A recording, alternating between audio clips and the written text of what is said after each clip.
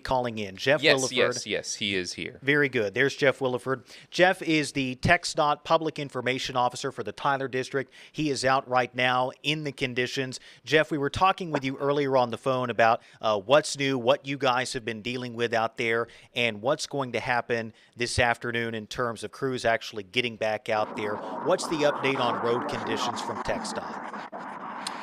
Right now, hopefully you can hear me. There's traffic going behind me. I'm close to FM 2868 Smith County, near Flint. But a lot of people may have noticed the slushiness of the roadways, especially on I-20, bridges and overpasses, really throughout the district. If you look at drivetexas.org, you may notice in Russ County, there's a lot of roadways that look like that say ice, but that's actually slush that our guys are clearing out right now. So the plan is right now they're busy removing any slush that's on roadways, so that doesn't refreeze, and then we're going back and reapplying brine. And so again, that's to help lower that freezing temperature, give our guys time, make it more slush, give our guys time to remove it on dangerous areas such as bridges and overpasses and roadways. But again, our message always during these winter weather events is if you don't have to get out, stay home. If you do, drive extremely slow, well below the speed limit posted, especially careful over bridges and shady areas. And you make a good point, Jeff. In treating these roads, you're not necessarily treating them so the general public can get out and go see a movie or run to a fast food restaurant. The idea is for people who actually need to be out, need to be on the roads in terms of people responding to emergencies, our first responders, the utility crews, the vegetation management crews, the people who actually have to be out, healthcare workers, firefighters. That's really the idea behind treating some of these major roads and the bridges and overpasses. The message again from TxDOT, if you don't have to be out, don't get out, right?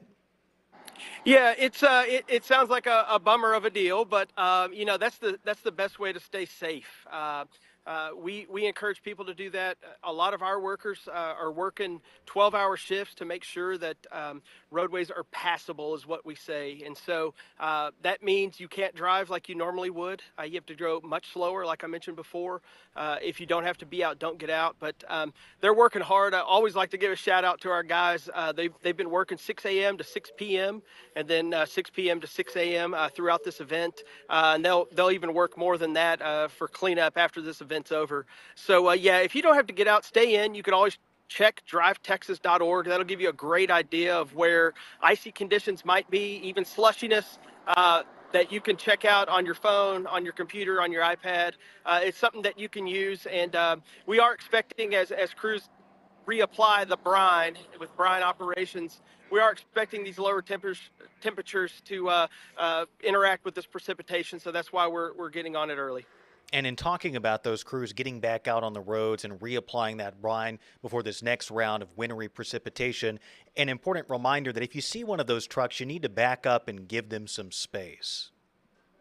That's right. Stay back. We like to say about 200 feet. We never know when that truck's going to engage. I was able to follow one of them a couple of days ago as they were doing brine operations, and they can see a spot that they think needs it, turn it on, engage it really quickly. It'll come out quickly, and they can turn it off quickly. So we just ask that you give them room. The drivers appreciate that. The shadow vehicles that are with them, that are following them, appreciate that.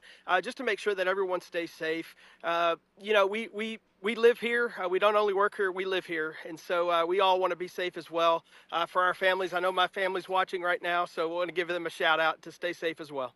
Very good. Jeff, thank you for the work you're doing. You mentioned your family watching at home. You're one of the many people who have to be at work this weekend to provide some critical information. So we'll check back in with you throughout the weekend. Thanks for joining us, Jeff.